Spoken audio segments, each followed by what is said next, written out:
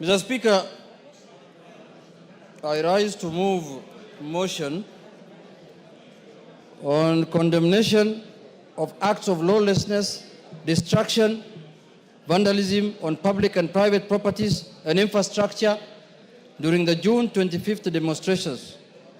That appreciating that Article 37 of the Constitution guarantees the right to assemble, demonstrate, and present petitions to public authorities peacefully, further appreciating that on Wednesday, 25th June 2025, sections of the population participated in public demonstrations and protests in various parts of the country, deeply disturbed that in exercise of this great constitutional right, there were numerous cases of violence. Order members. Order members who are walking out of the chamber. Honorable members. Yes, Millie? Out of the chamber. Honorable members. Yes, Millie? Thank you, Mr. Speaker. Mr. Speaker, I'm actually speaking in relation to members who are walking out of the chambers. They may have misunderstood what you say. As soon as we get quorum, we proceed. We only don't proceed if there is no quorum. So I'm requesting members, wherever you are, please come into the House. Yes. We only need you 20 more. Please come back into the House. In fact, if you get quorum, I'll curtail the debate on this motion. You vote, then we carry on. Go on, Jeanette. Order. Go on, Jeanette. Mr. Speaker, start afresh.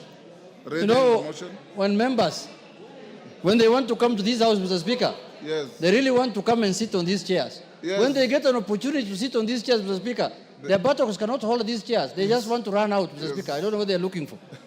Mr. Speaker, there are numerous cases of violence, arson, invasion into both private and public premises, attacks on innocent wananchi and security officials, more so police officers, and further deeply disturbed that demonstrations destroyed and vandalized both public and private properties and infrastructure, including courts, administration offices, shops, businesses, business premises, homes, and supermarkets in various parts in the country, including Nairobi, Kikuyu, and Kalau. Among other places, alarmed by attempts by demonstrators to enter girls' schools, including State House Girls, Nairobi, now therefore the House 1, condemns in the strongest terms the deliberate destruction of public and private property and infrastructure during demonstrations, including court records. 2, express grave concern over repeated incidents of violence targeting civilians and public officers, including security personnel.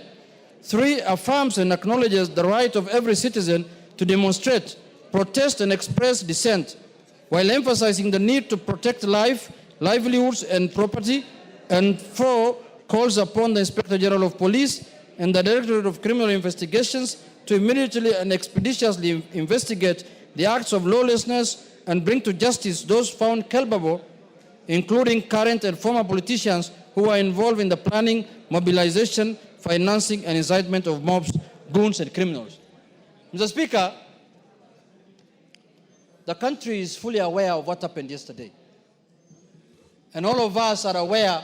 Order, honorable members. Given order members, order Mandazi. Honorable members, given what happened yesterday, it should be a concern to all of you. Either you are affected or you know somebody affected. I would expect you to be listening in silence and making a contribution that helps us move forward as a country. The manner in which you are loudly conversing, holding illegal kamkunjis on the floor, Rindikiri, that kamkunji is illegal.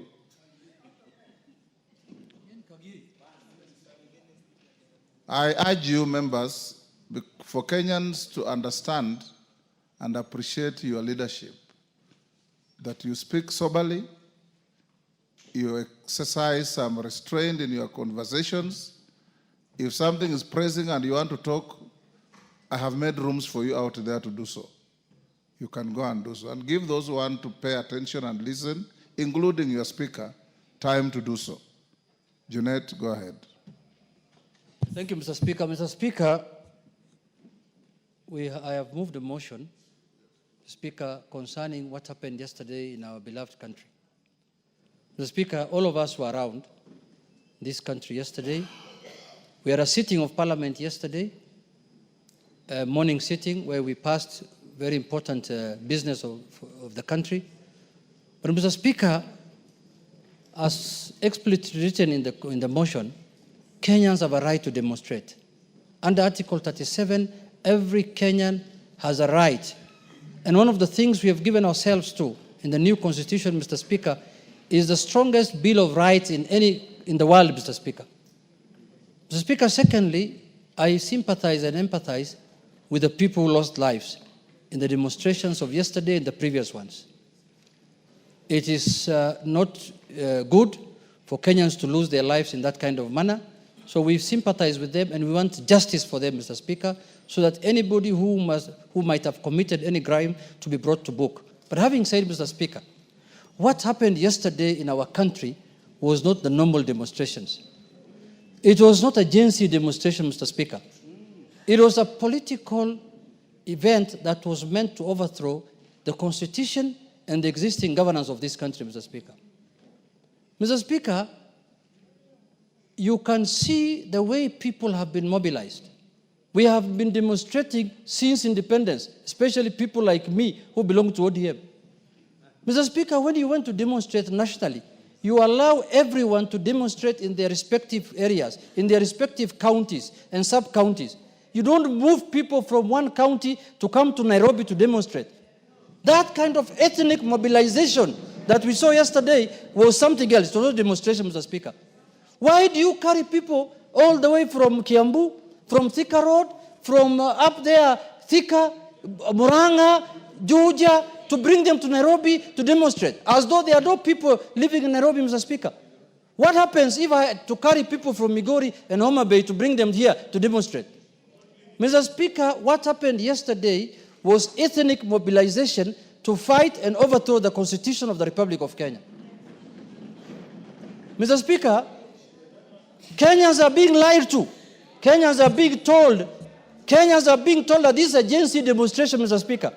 I want to prove to Kenyans that there was no Gen Z demonstration because colleagues of ours were used to mobilize people to come and demonstrate in Nairobi.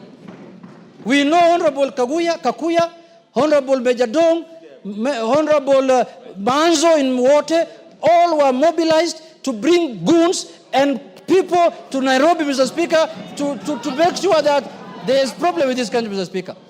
Mr. Speaker, let me have my say, you will have yours. Mr. Speaker, this is what happened.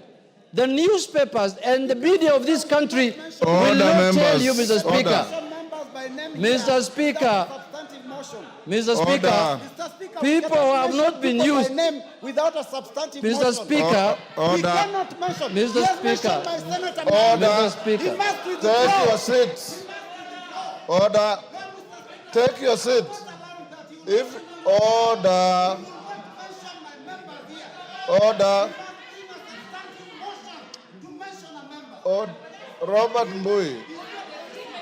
Order, Robert Mbui. Take your seat. That is not how to make your point. Take your seat. Take your seat. Robert Mbui, take your seat. Order, members. Order, members. Order, members. Robert Mbui. Order, members. Honorable Robert Mbui. Order. Order, honorable members. Honorable Robert Mbui. The Speaker knows only too well what the standing orders say. In fact, I drafted them. And I don't need you to raise your voice and bang tables for me to enforce them. He was in the middle of a statement and I was going to stop him. So far, he had not order. I need no assistance from any one of you. Honorable Robert Mbui, you have a point, but you can prosecute it honorably and decently. All you needed to do was rise on a point of order and say what you are saying without belligerence, without banging tables, and the way you are behaving is like you are going to go physical with your colleague. That is not you. That is not you.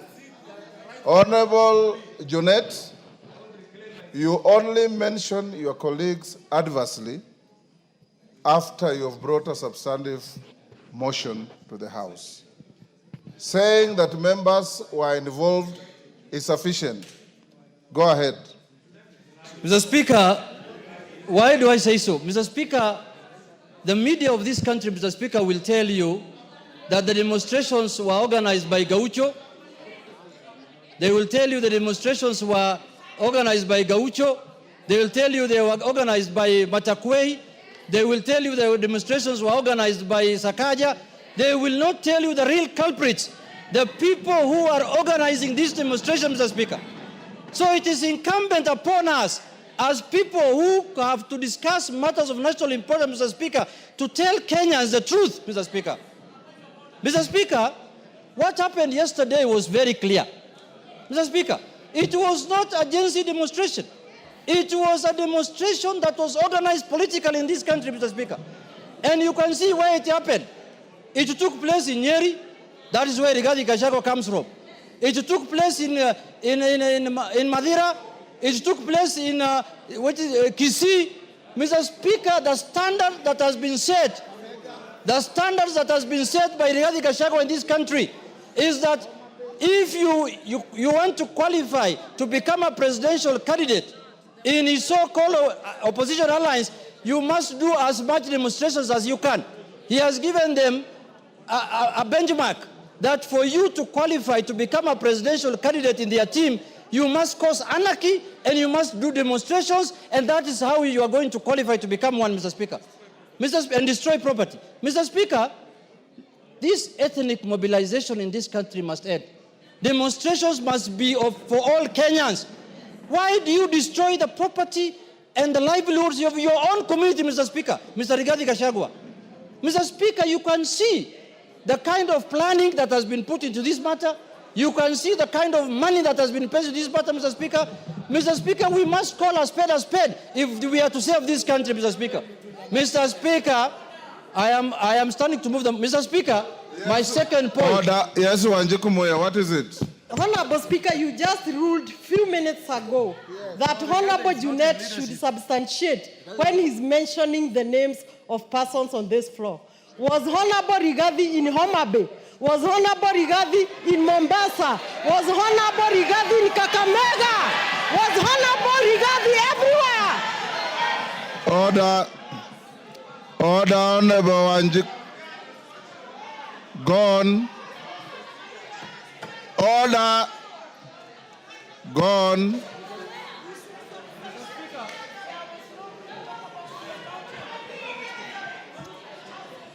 Mr. Speaker, I want to tell Honorable Muya that there was no destructions of property in Homa Bay.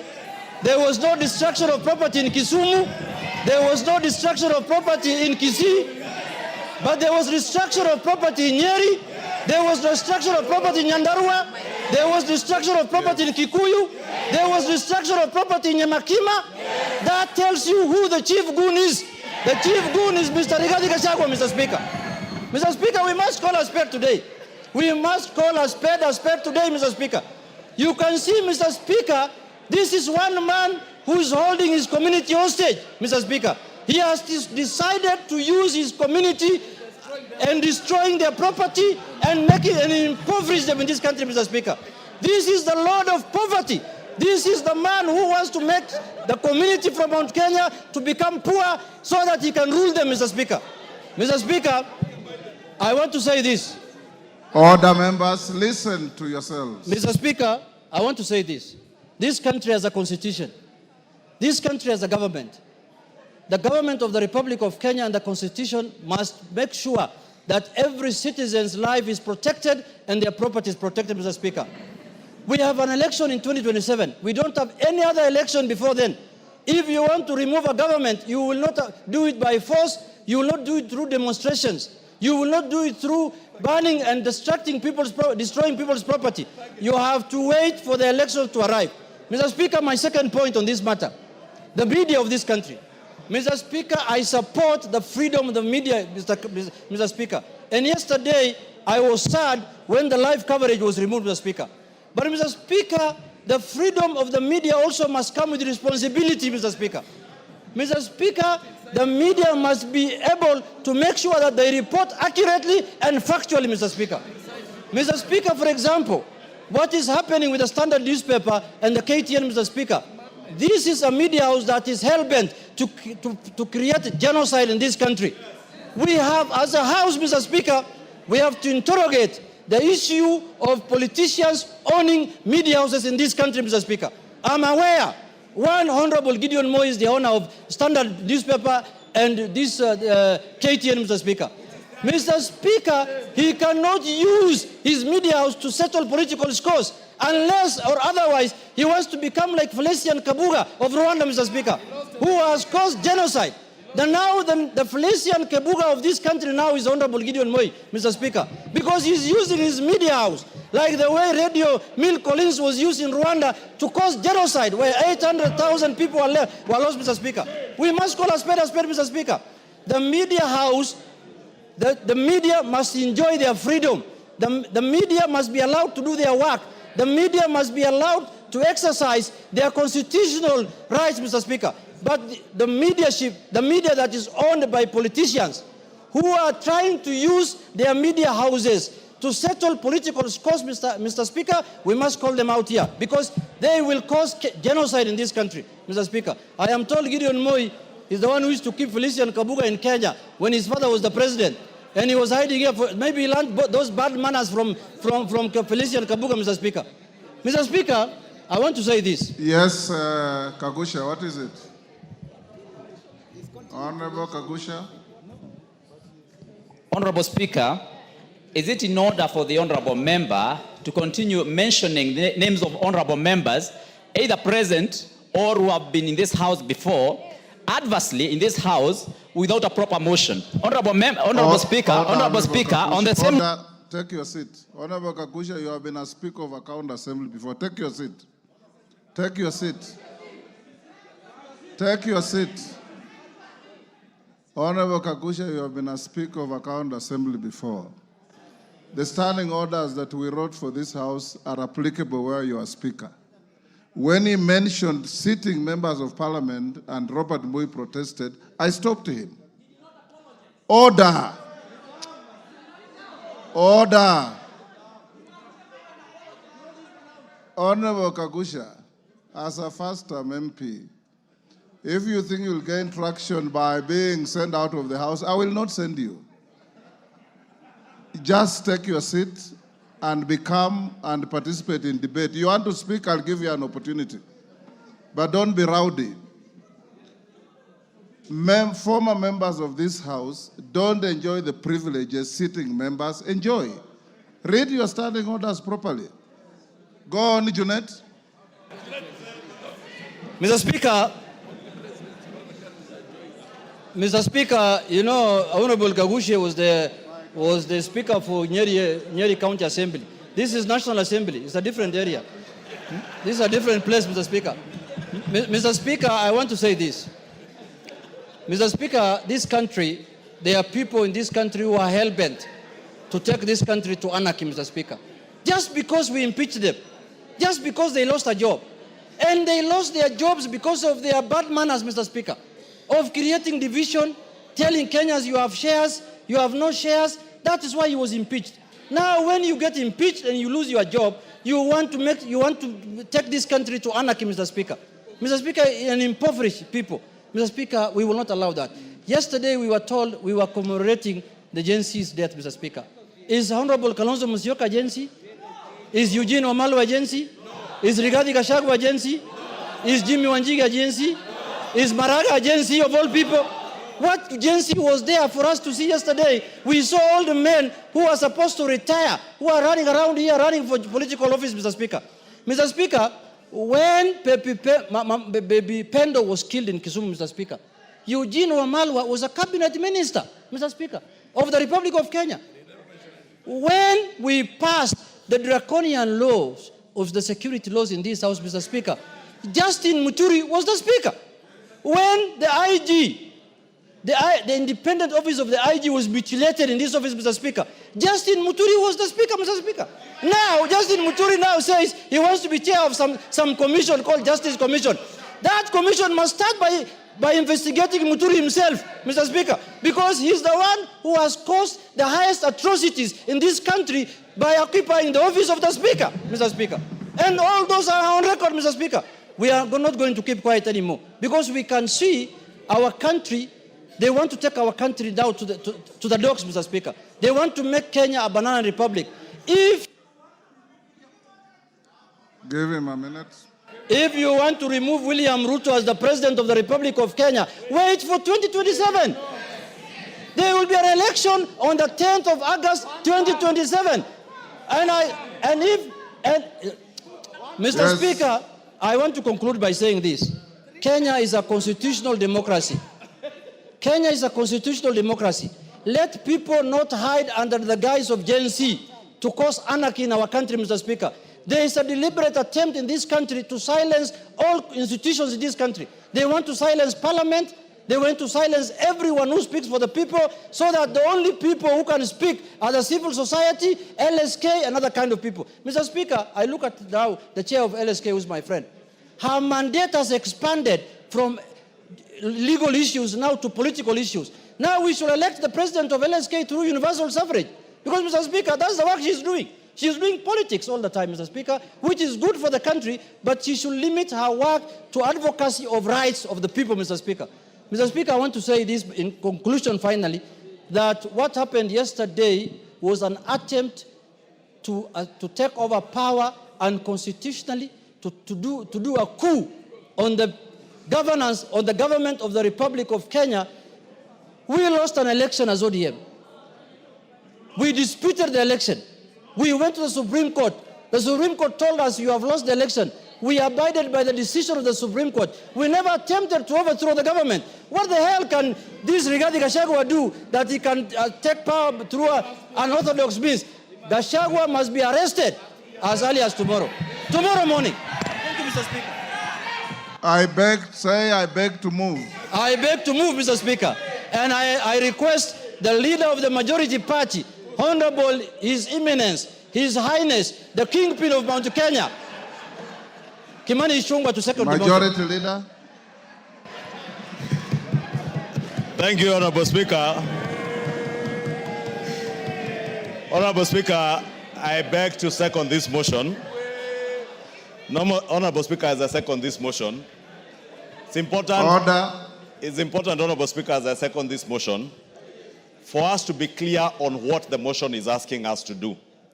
One, Honorable Speaker, is to affirm and acknowledge that the people of Kenya and every citizen in the Republic of Kenya has the right to demonstrate, protest, and express dissent in accordance with our Constitution, but do so peaceably and unarmed, Honorable Speaker.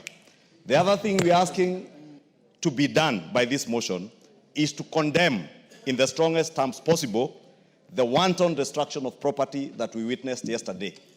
And I dare say, Honorable Speaker, that wanton destruction, as the mover of this motion has said, was visited largely on the people of the Mount Kenya region, where I come from, on businesses owned by the people of Mount Kenya. If you look at Nairobi County, Honorable Speaker, the businesses that were looted were largely businesses owned and being run by people from Mount Kenya.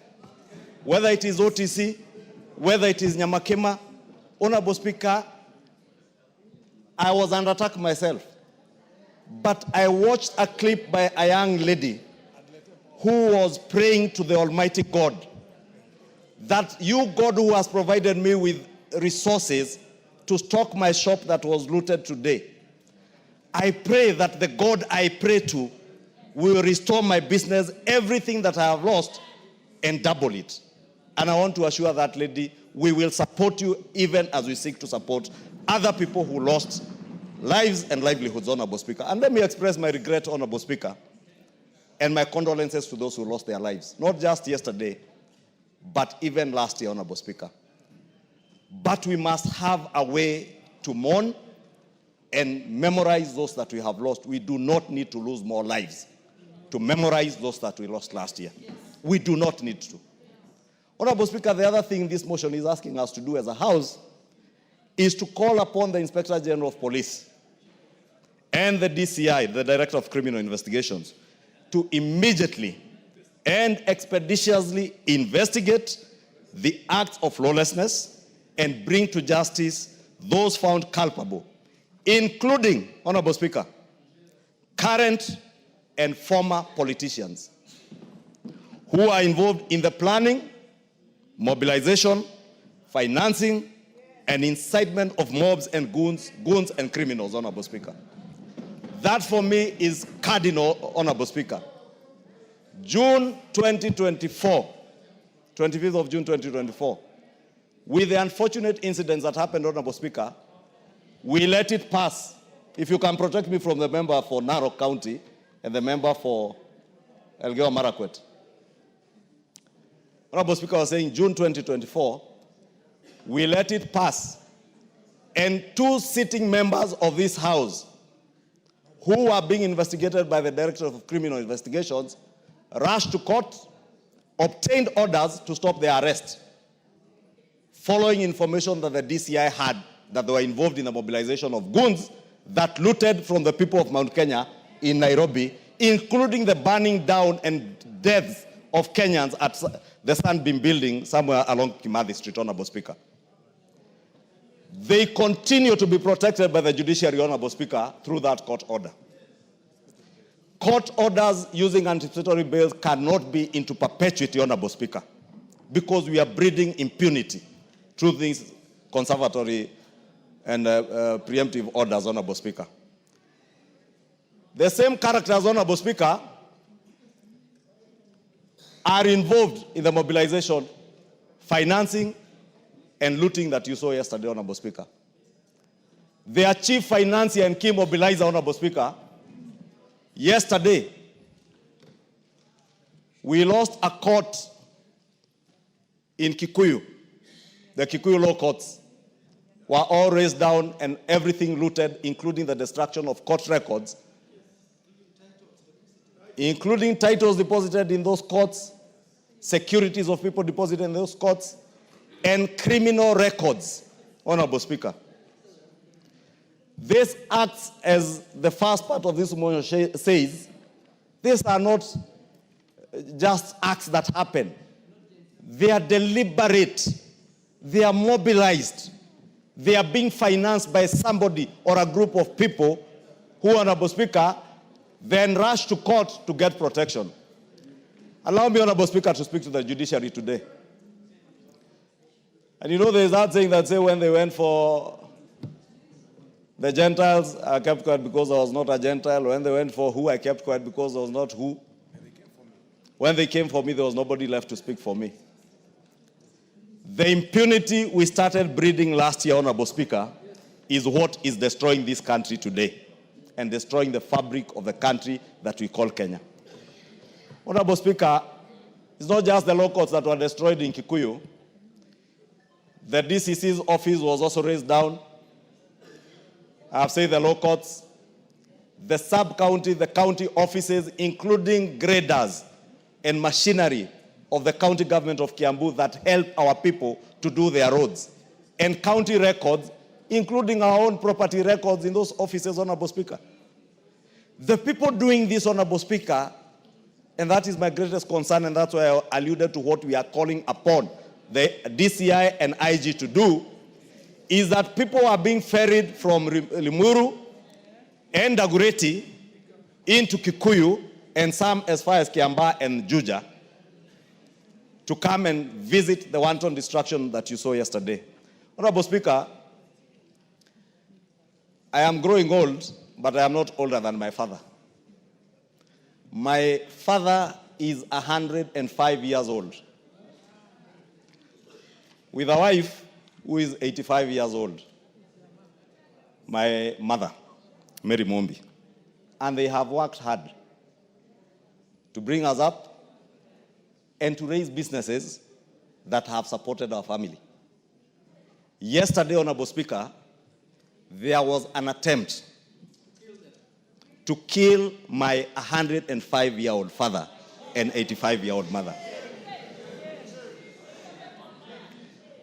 All in the name of myself being the leader of majority in this house and having done my work to the best of my ability as God may help me.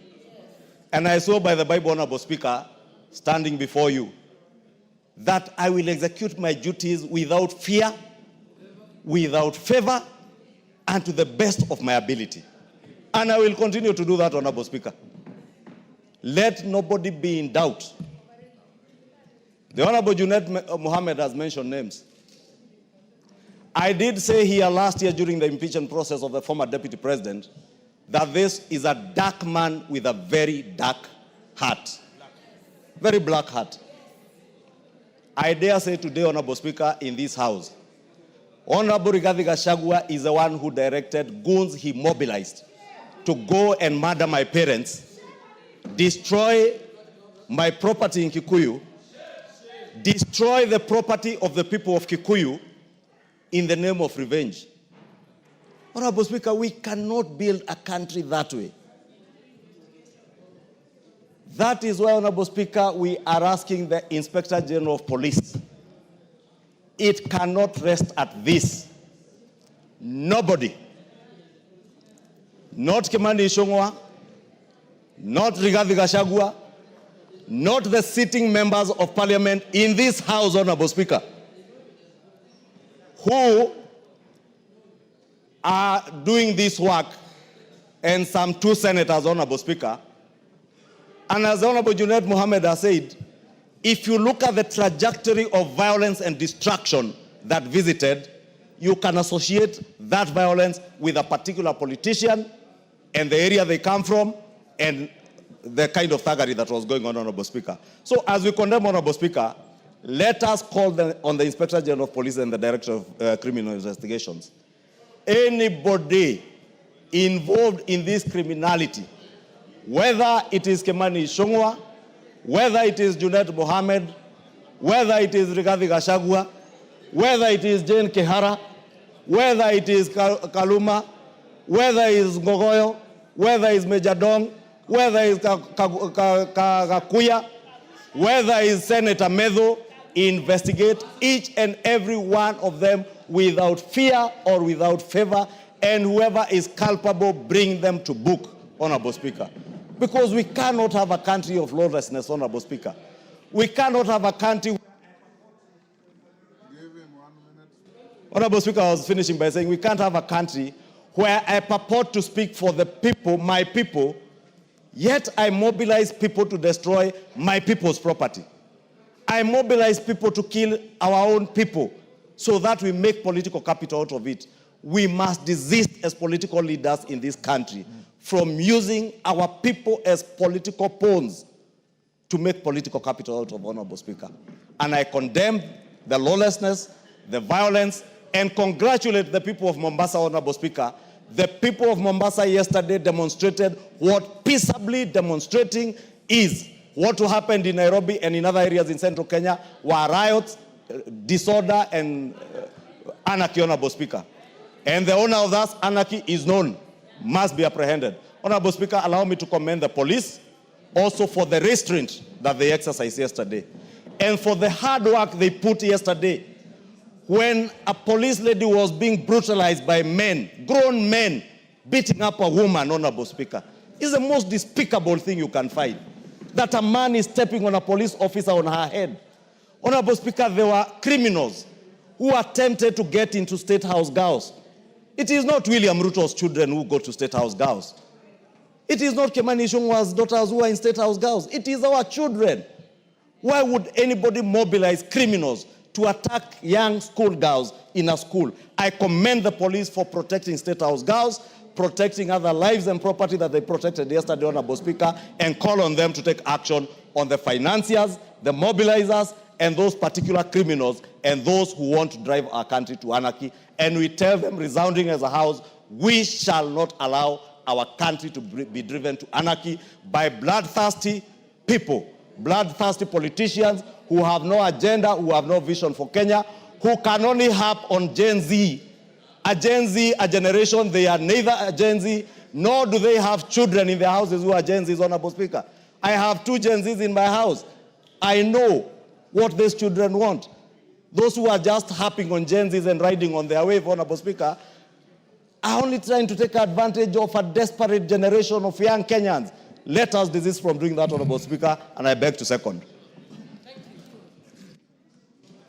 Order, honorable members. Those on their feet, take your seats.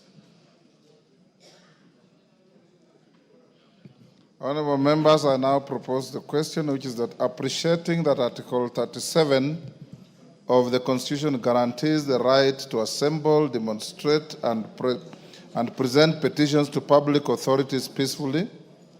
Further appreciating that on Wednesday, 25th June 2025, Order, members. Order, Martin. I think in the induction we told you that however pressed you are, when the speaker is on his feet, you maintain studious silence. Further appreciating that on Wednesday, 25th June 2025, sections of the population participated in public demonstrations and protests in various parts of the country.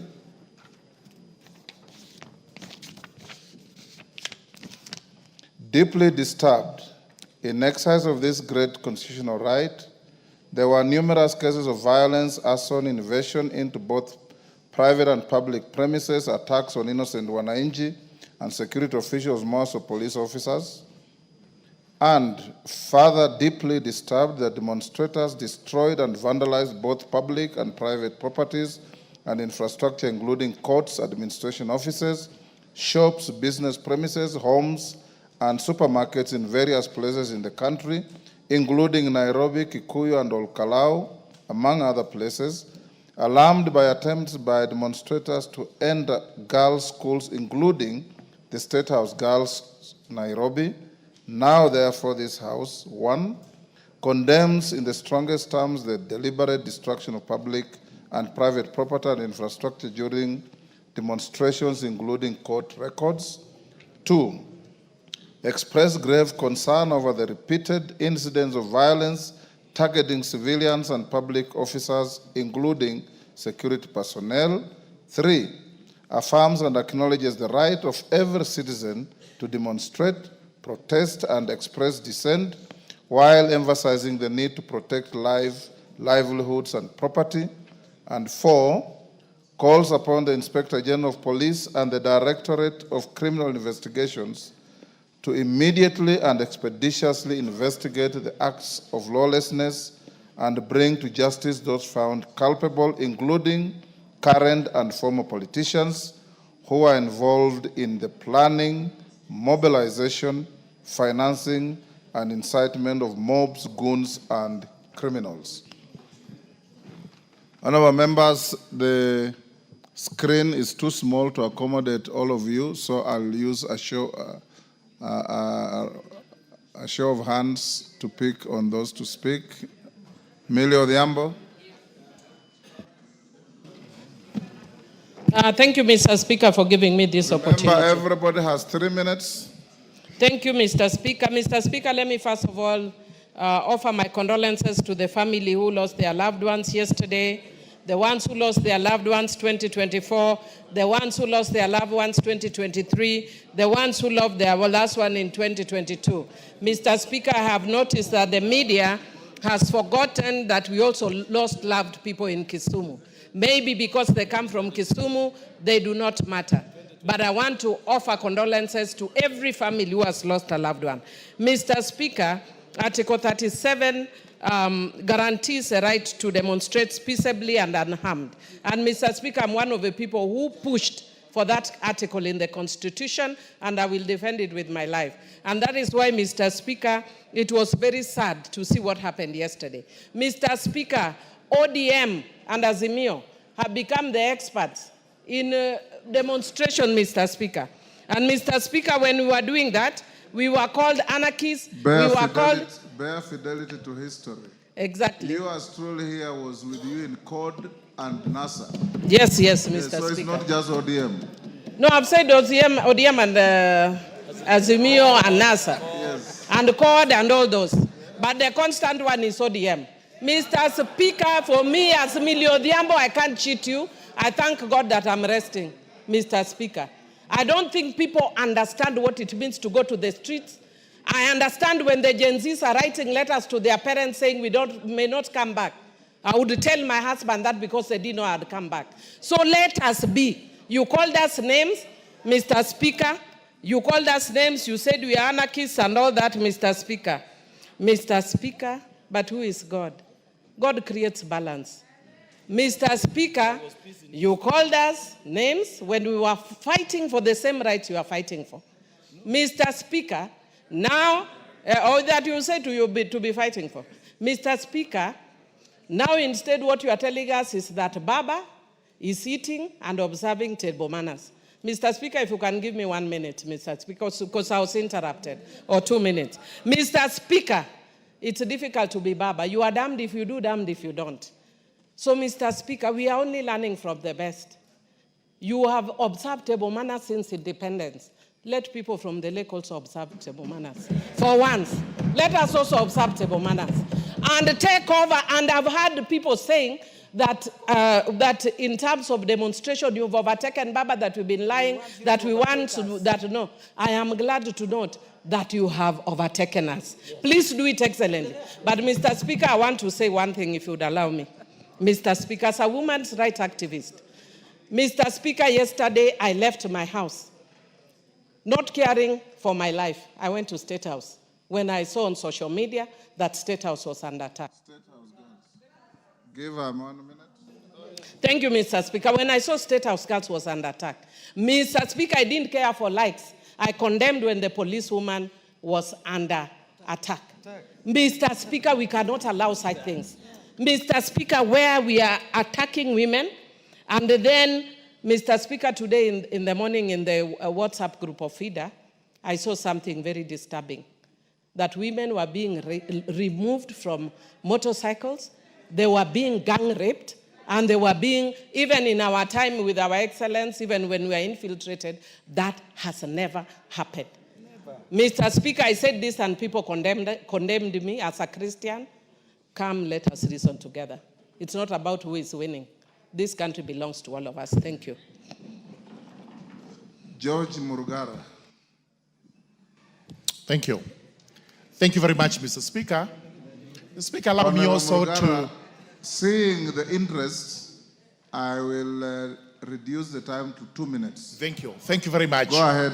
Allow me kindly to empathize with the families and the persons who suffered fatalities yesterday, their properties damaged. This is abhorrent. It has nothing to do with Gen Zs, because we know for sure these youngsters were out to express themselves, but some hooligans hired by unscrupulous persons invaded them and decided to take things south. Honorable Speaker, I think always we must be the role models and examples. Even now we've been told ODM, the members who are here, Junet Mohammed, Emilio Odhiambo, are examples on how we should be demonstrating. Honorable Speaker, as I watched the leaders who went to the streets, including a former Chief Justice of the Republic of Kenya, and for once, I asked myself whether really this is what a former Chief Justice should be doing. I saw another former Vice President of the country, Kalonzo Musyoka, carrying a ref to go and lay on behalf of those who had lost their lives. Nothing wrong with that whatsoever. But you do not lay wreaths on the streets to remember those who had passed on. Order. You Order, actually... Jess Kambalu. Order. You actually lay wreaths on the graves of those who passed on, not in the streets. So I wondered what Honorable Stephen Kalonzo Musyoka was doing, especially to our young people who should be learning from him, emulating him on how we should be properly doing our things. As leaders, we are role models. We are not there to incite young people, misdirect them, or mislead them. We are there to tutor them to rights and the paths of righteousness. So, with all that, while the Gen Zs were right, our politicians were not right at all, and this is the time they should be called upon to account. Thank you very much, Honorable Speaker. Robert Mbui.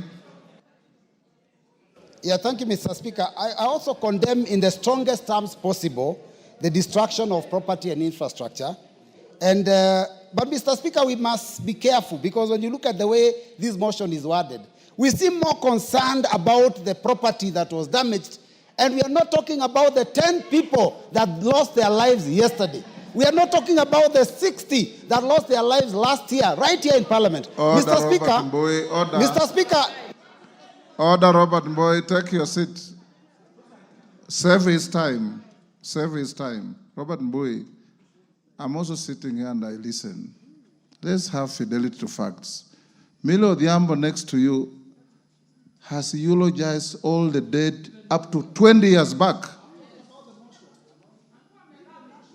Your neighbor there who moved the motion talked about the same thing. Kimani Ichung'wah talked about the same thing. So let's bear fidelity to facts. The motion is not just about what is written, but also what is going to the Hansard. Go ahead. Mr. Speaker, your time was saved, so you have not lost. Mr. Speaker, the motion is very clear. It doesn't actually talk about the 60 that were killed last year. It doesn't talk about the 10 that were killed yesterday. It talks only about the destruction of property. So, Mr. Speaker, it's important. It's very important that we be careful about this issue. Mr. Speaker. Yes, Junet. Mr. Speaker, is my deputy, who is not behaving very well also. Mr. Speaker, is he in order to mislead the House that we are in demonstrations, we have only lost 10 people, 60 people, when he knows very well we were with him having sufrias on our head, and we lost over 100 people on the road, Mr. Speaker, and he was part of us that time. Why is he not talking about those ones? Or because they are Luos, Mr. Speaker, and their lives don't matter. Luo lives don't matter in this country, Mr. Speaker. Mr. Speaker, the minority leader knows that we also lost people from our region during all those demonstrations. So it's not about tribe. Mr. Speaker, we have to be careful not to trivialize a very serious thing. Now, Mr. Speaker, my concern is this, that this regime, unfortunately, seems to be curtailing rights that are enshrined in our Constitution under Chapter 4. Mr. Speaker, the first one is the freedom to demonstrate, Article 37. Yesterday, you know that the police were trying to stop our youth from demonstrating, which unfortunately is against the Constitution. Mr. Speaker, the right to life, police bullets have taken so many lives, and that is against Article 26. Mr. Speaker, the freedom for movement, which the minority leader has talked about, that people are coming from other places, is a right under Article 39. And Mr. Speaker, also the freedom of media under Article 34 has to also be respected. These rights are being trampled upon. But Mr. Speaker, more importantly, the reason behind yesterday's function is that we were coming to lay wreaths. Mr. Speaker, you know, you gave us permission.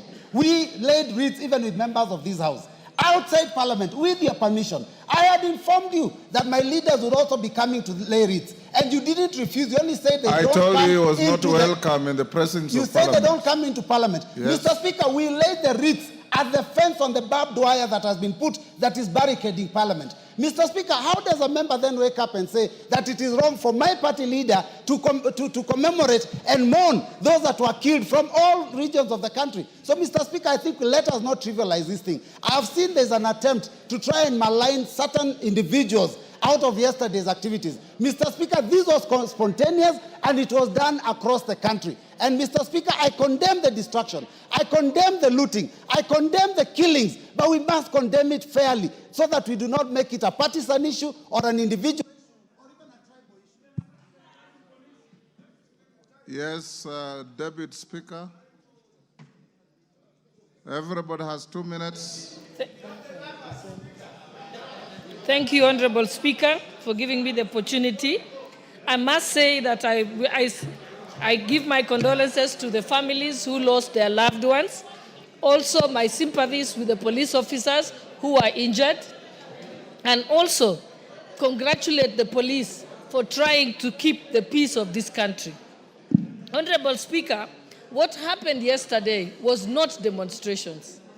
They were not peaceful demonstrations. Those were acts of hooliganism by criminals who destroyed people's properties. Today, there are people in Nairobi and other parts of the country who are facing bankruptcy. There are people who will not be able to pay for their children to go to school or even feed their families because they have lost everything and all their investment as in the name that somebody was exercising their right, their constitutional right to demonstrate. Yes, you can exercise your constitutional right to demonstrate, but you cannot exercise your right while you destroy the properties and the rights of others. That is completely unacceptable. Your rights end where the other person's rights start. And so we must guard our country from anarchy. We must take action against those who attacked our police stations. CCTV footage is available. They should be arrested and they should be charged. Because even if they are our children, they are not permitted to destroy people's properties or to burn down the government property, vehicles, police stations, courthouses. And I must say, shame on you, Chief Justice Maraga. You're currently on pension paid by the government. They pay for your cars, they pay for your gardener, they pay for your cook, and then you go to the streets to demonstrate and mislead our children, to destroy people's properties. Shame on you, Chief Justice Maraga. Somebody of you... Farah Maalim. Mr. Speaker, I also begin by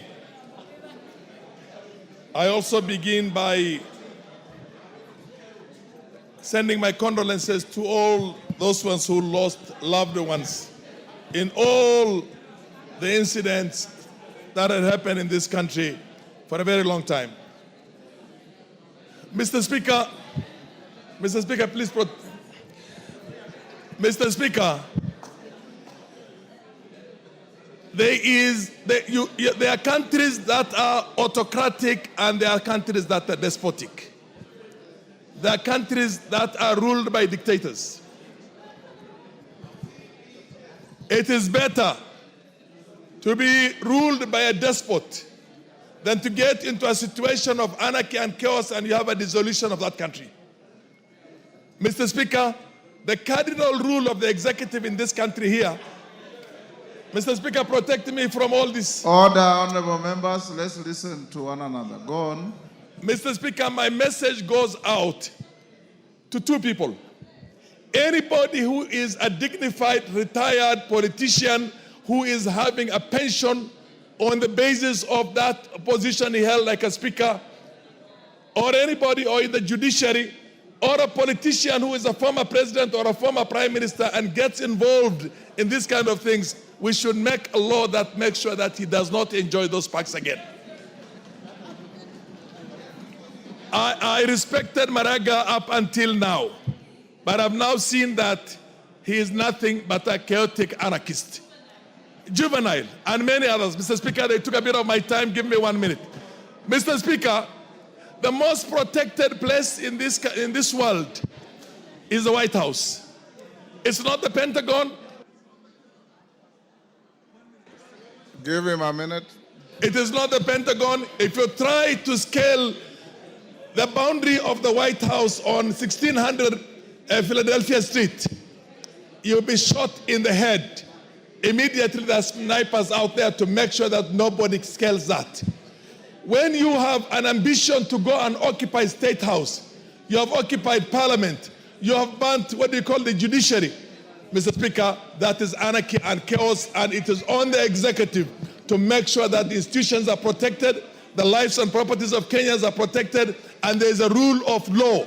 There is only one way of dealing with people who are lawless, and that is a very firm application of the law itself. Mr. Speaker, we don't want to have a failed state. If we continue with this kind of liberalism and the way things are happening right now, Gachagua should be in prison today. He should be out there recording a statement and going to prison and going to court. And so should be all those other. Mary Masse, order. Mary Masse. Thank you, Honorable Speaker. Honorable Speaker, I stand also to condole with the families who lost their loved ones and also wish quick recovery to all those who got injured, including our police officers who are putting their life in line to protect Kenyans and their property.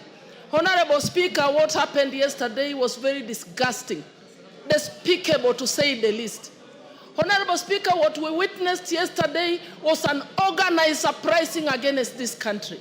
And we cannot allow this to continue, Honorable Speaker. Honorable Speaker, we've had demonstrations in the past. We have had demonstrations, but the peculiarity of the recent demonstrations is disturbing, Honorable Speaker. Why are they targeting protected areas like Parliament, like State House, Honorable Speaker? Honorable Speaker, I want to support the position by the members who have spoken that these incidents must be investigated thoroughly and all the culprits brought to book, Honorable Speaker. We cannot continue to watch Kenya degenerate into a state of lawlessness and anarchy because we do not have any other country to go to. This is our country.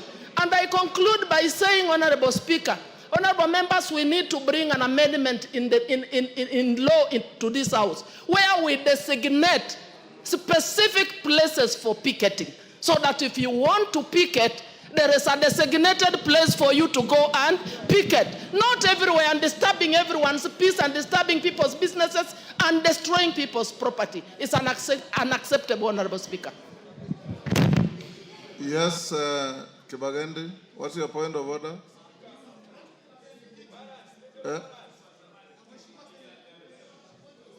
You have a point of order? Yes, what is it? Kibagendi, hold your horses. Mheshimiwa Spika, hapo awali tukianza bunge hili ulisema kwamba iwapo kwamba wabunge watajisajili wa kutosha ili turudi kwa ule mswada wa NGCDF ungesitisha mazungumzo tupige kura. Ngoja kidogo tafadhali. Wasiwasi wangu Mheshimiwa Spika, ndio sababu nisimame kwa point of order, ni kwamba nimeona chamba hichi kilikuwa kimejaa na wengine huenda wakawa wako na shughuli ambazo zinawafanya wanatoka. Ifike wakati wa kama ni tujadili mswada huu tuwe hatuna idadi ya watu, na kuomba Mheshimiwa Spika kwa taadhima zote na heshima usitishe mjadala huu kwanza tujadili mswada uliokuwepo tupige. Thank you. Honorable Chonga, from where I sit, I can see all of you, and I can tell how many you are. Since I made that pronouncement, the highest recorded number has been 193. That is not 233. The highest number you have recorded since I made the direction has been 193. So the moment you reach 233, I'll stop the clock on this motion and we vote. The moment we don't get there, the motion we passed stands. Thank you. Kibagendi. Thank you, Honorable Speaker, and I want to appreciate for this opportunity. It is the first time you've given me a chance to speak outside a question or statement in this House. I appreciate. I want to also associate myself with the concerns that have been raised by my fellow colleagues, especially on the destruction of property and killings and the unfortunate things that happened yesterday. I, however, would also like to caution, we need to be also talking about the issues that have been raised by Gen Zs. The issues raised by the Gen Zs. Order, Fatuma? Just hold on, Kibagendi, hold his time. Yes, give Mama. Honorable Speaker, thank you for the opportunity. Honorable Speaker, Honorable Kibagendi has just made a statement. Maybe you didn't take notice. But it is the first time that you've given him an opportunity to speak in this House. Yes. I would like him to know that you don't pull people from their seats to speak. You must raise your voice. You must show that you are interested in speaking. So I beg him to withdraw that statement because you don't work in partiality. You are very considerate, Mr. Speaker. And he's never even in the house and he's blaming you. You don't point people from their houses to contribute. That is wrong, Ms. Kibagendi. Thank you. Thank you, Fatuma, for defending me. And that's why I ignored it. Go on, Kibagendi. That's extremely responsible from my fellow honorable member. Go on who does with your not. contribution. Now, I wanted to make a point this way, Honorable Speaker.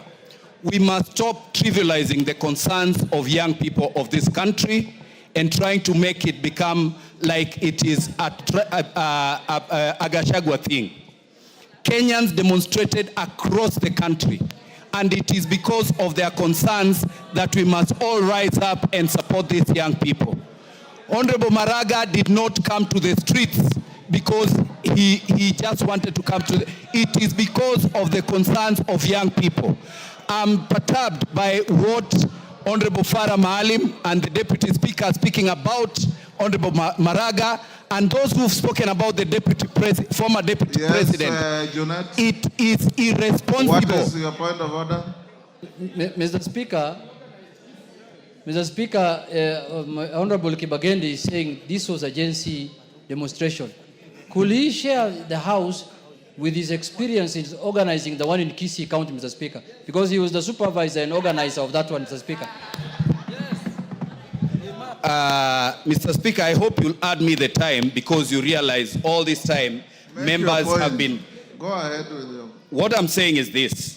Honorable Junet, with all due respect and all the leaders that have spoken before me, we need to be more concerned about the issues raised by young people in this country rather than trivialize this to what Gachagua has done to this country. Gachagua is such a small person. Did he organize in Mombasa? Did he organize in Kisii? Did he organize in Kericho? Why don't you have him arrested? Deal with Gachagua in accordance with the law. And finally, we want to advise that this... Mwafrika,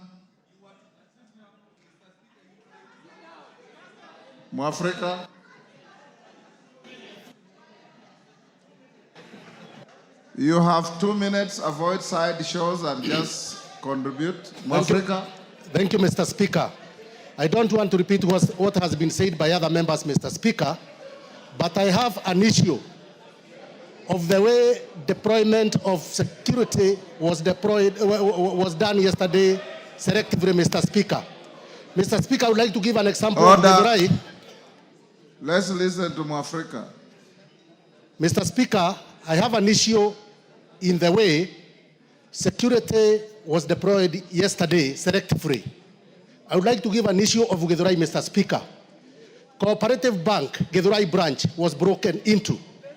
Next to Githurai branch, Mr. Speaker, we have Kasmat Supermarket, a Jubo mega supermarket, Mr. Speaker. It was also broken into. Mr. Speaker, across the road at Githurai roundabout, another supermarket, Kasmat Supermarket, the goons took 3 hours to break into that supermarket. Mr. Speaker, I just wondered, there was no even a single police officer at Githurai, Mr. Speaker, to offer the basic security of minimum security services of crime prevention, Mr. Speaker. So, Mr. Speaker, security was deployed selectively, and I will be raising a statement for the police to explain to us where the police officer were, where the goons took 3 hours to break Kasmat Supermarket in Githurai, Mr. Speaker. Thank you, Mr. Speaker. Totienda Molo. Mr. Speaker, as a veteran demonstrator, Yes. I empathize and condole with the families that lost their loved ones.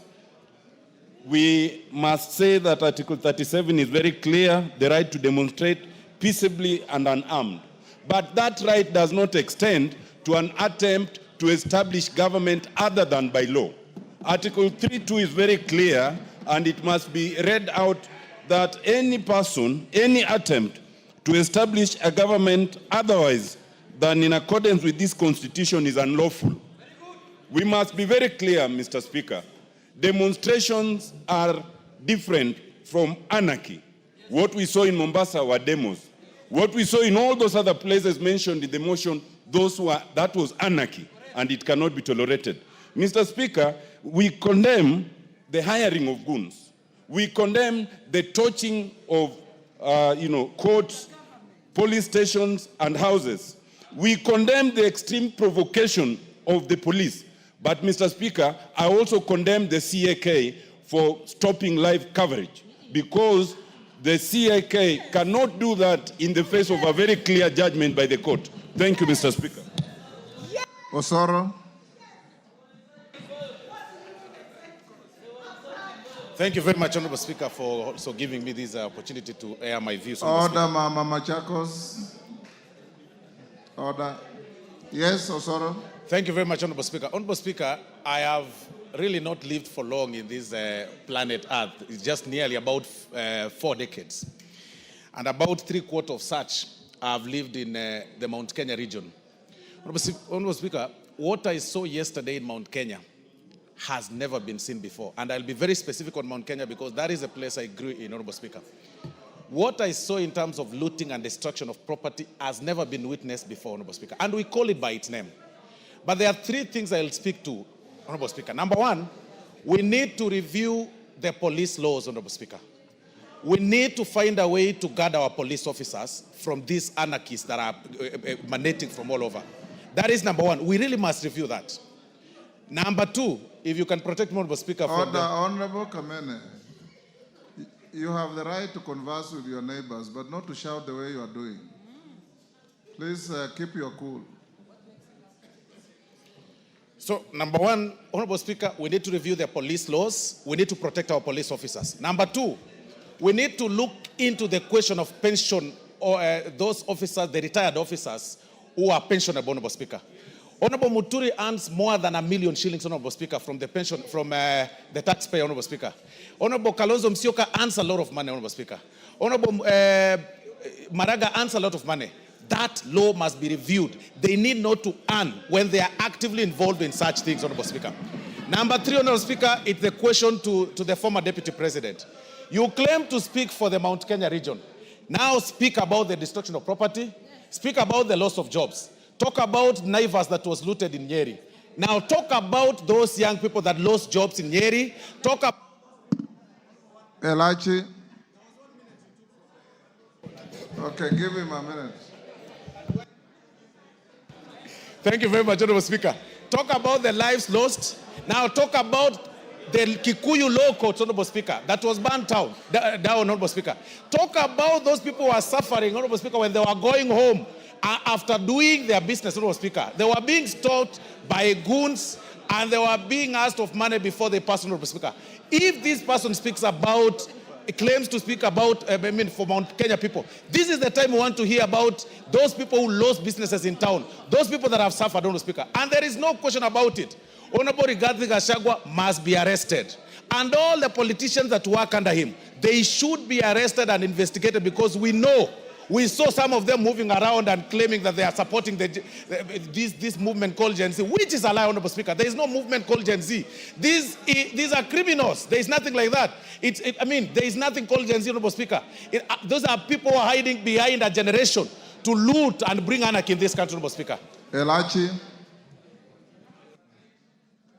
Thank you, Mr. Speaker. Mr. Speaker, I also rise to say that indeed it is very unfortunate as leaders to just see our country go. And indeed, it is very sad that when you are in this house and you think the things that are happening outside there will not find you on the doorstep, then I think you've never remembered what happened in 2007, Mr. Speaker. We started a joke. We ended up with all the lives we lost. And so as much as I will say today that it is sad for parents who lose their children because of political scores, that today we are here again discussing an anarchy in Nairobi, Mr. Speaker.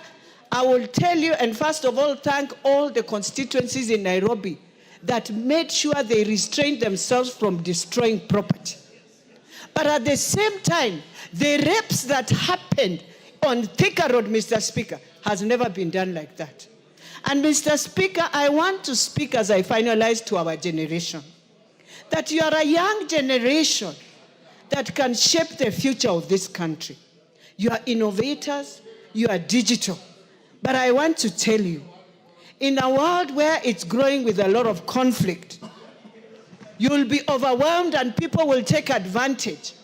But I want to say, we must bring a law here to give incentives to our young people to start businesses without taxes so that we give them jobs, because in their generation, there is no jobs. Everything is going digital. They will never have employment. We must think, and we must tell those who are thinking, you can use Gen Zs to have power. Madenge, before Madenge takes the floor, I acknowledge in this public gallery Ararat Shiner School from Ainabkoi was in Gishu. On my behalf and on behalf of the House, we welcome them to the House of Parliament. Madenge. Thank you, Mr. Speaker. Mr. Speaker, I want to add my voice in saying pole to the families who lost, who had their loved ones lose their lives because of the demonstrations yesterday. Mr. Speaker, yesterday was a sad day for Nyeri. And Mr. Speaker, this nation has to have those of us in leadership and those of us who are citizens rising up to the occasion and saving our country. We have to become the conscience of our nation. We cannot solve our grievances by destroying what we have. The time has come for a candid conversation. Our young people are speaking, but they must know that this country, to get where it has gotten, it has taken painstaking building. And it is important that we appeal to them that this country belongs to them, but they cannot be able to live in a country that is ruined and destroyed. Mr. Speaker, I pray for moderation across the board, right from those of us sitting in this House who have made statements that only serve to inflame passions and emotions. Mr. Speaker, it is important that we realize that we are standing at a very crucial point. Our country is at crossroads. We must save our country. I plead with all of us that we rise up to the occasion and do what has to be done. Our country cannot get destroyed in our hands and during our time. Mwashako? Is that Mwashako? No. Member for... Yes, take the floor. Yes, the member from Kisii. Barongo. Barongo. Yeah. Yes, my friend Barongo. Give him the mic.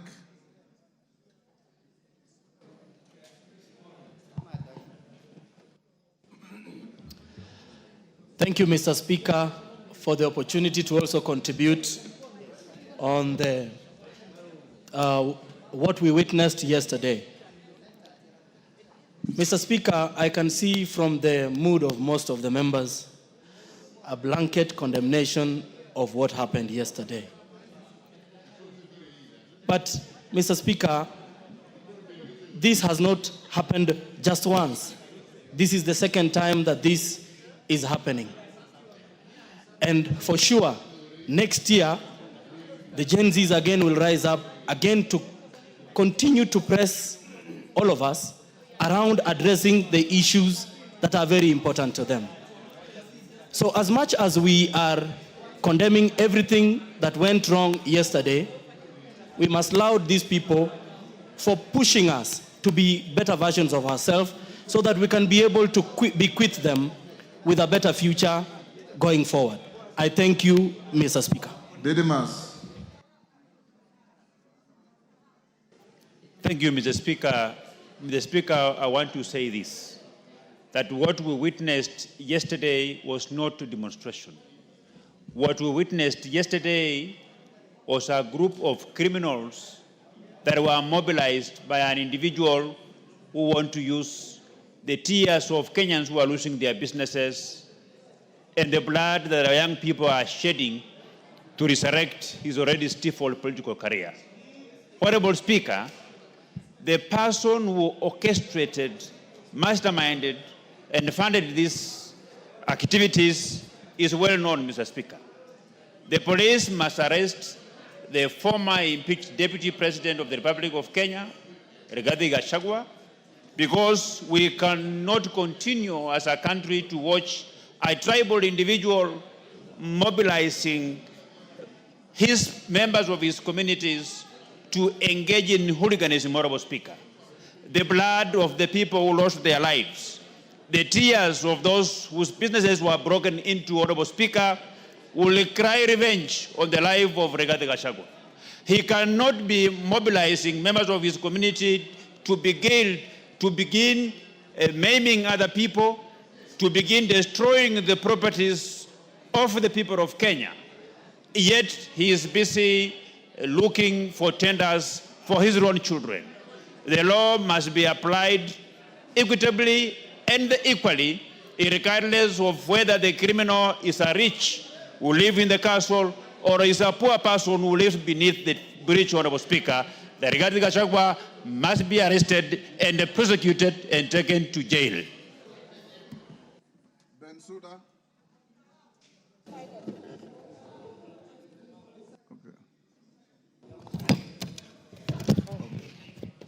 Thank you, Honorable Speaker. I also rise to make my contributions on this motion.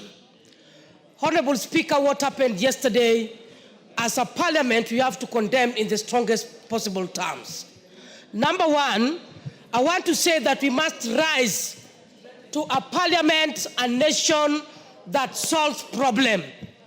We must not allow some people to take political scores because we have a little bit relaxed on providing for justice. The justice we are talking about, the families that their children lost their lives. We need to organize for a national prayer, give them compensation, and shame the demons in the broad daylight. Mr. Speaker, number two, the police have tried, and yesterday they exercised restraint. We have to take it that they must be beefed up in terms of their numbers. Whether it requires additional resources, Mr. Speaker. I came to Parliament yesterday and saw the work that they were doing. I want to applaud them, but they need to be increased in number so that we don't have a situation whereby when things are getting out of hands, then we direct the GSU to come. I witnessed next to the Parliament here, the people who are hiding behind Gen Zs, Mr. Speaker. The Gen Zs came in, and when they walked and found the policemen, the age of the real Gen Zs, they were allowed to walk in. All of them clapped, and they were young children. But the ones who were exercising hooliganism, Mr. Speaker, those are not Gen Zs. My third contribution, the women are the largest numbers who lost their properties yesterday, besides the ones who were raped. I could see the ones who were confessing over the television. The majority are the women. Benja. Thank you, Mr. Speaker. I want to join my colleagues in condoling the families who lost their children, Mr. Speaker. Mr. Speaker, as a way of information. I'll reduce to 1 minute now. Mr. Speaker, as a way of information, because I've had members talk here. I was here in the 11th Parliament, Mr. Speaker, and I'm aware we passed a law called Deputy President and other State Officers Retirement Benefits Act, Mr. Speaker. And Mr. Speaker, in that act, we are giving the retired Deputy President some salary and vehicles, retired Chief Justice, retired Speakers, Mr. Speaker. But we also said in that act, Mr. Speaker, that for as long as they are not engaged in political activities, Mr. Speaker, they will enjoy the pension, Mr. Speaker. Mr. Speaker, I want now to ask the executive to remove vehicles and salaries from former Vice President Kalonzo Musyoka, to remove vehicles and salaries, Mr. Speaker, from the retired Chief Justice, Mr. Speaker, because they are now engaged in anarchy, they are engaged in politics, Mr. Speaker. The law is there, Mr. Speaker. We only need to execute the law so that we make sure they enjoy the retirement or they play politics, Mr. Speaker. Thank you. Patrick Macau. Thank you, Mr. Speaker. I too join the families of those children who lost their lives and also the policemen who are hurt during the demonstrations. Mr. Speaker, I think as a House, it is high time we listen to ourselves, listen to the young people, and ask ourselves, what's the bigger question? How do we engage these young people? Mr. Speaker, I agree. There could be people who are inciting them. But the bigger picture is how we engage them. Because as a parliament, you know how much we are looked at as though we don't fight for them. Mr. Speaker, I want us to stand up and engage the young people of this nation. And Mr. Speaker, again, I want also when the policemen are out there, when they are controlling these crowds. Mr. Speaker, when I look at yesterday at Matu, 2 people were shot. When you look at the crowds which were at Matu and Wote, compared to Nairobi and other places, 4 people lost their lives. So, Mr. Speaker, I urge even the... Sane. Mr. Speaker, the right to demonstration is enshrined in our Constitution. Looting supermarkets, robbing mama bogas, burning police stations, personal properties are not within the realm of that right. Mr. Speaker, protests are majorly political from what I have observed. We elect leaders through the ballot. We have a legitimately elected president. Marching to State House is tantamount to a coup, which is unacceptable. I'm looking forward to a time when somebody from northern Kenya can be a president peacefully. Nyanza can be an elected president, can produce a president. The western Kenyan people can be president. The coastal people can be president. We can't have a monopoly of leadership just because you disagree with somebody. Somebody cannot be the president. I entirely don't approve that.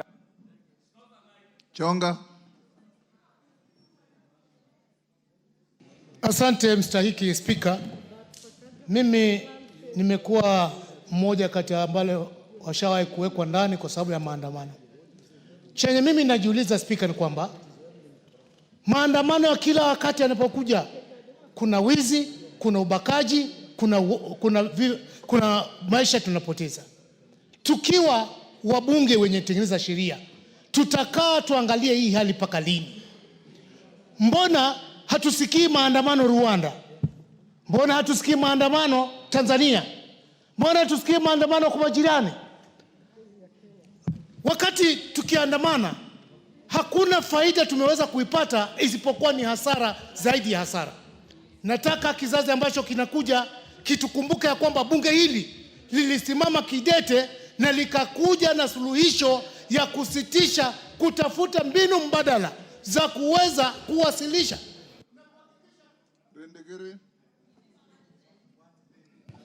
Thank you, Mr. Speaker.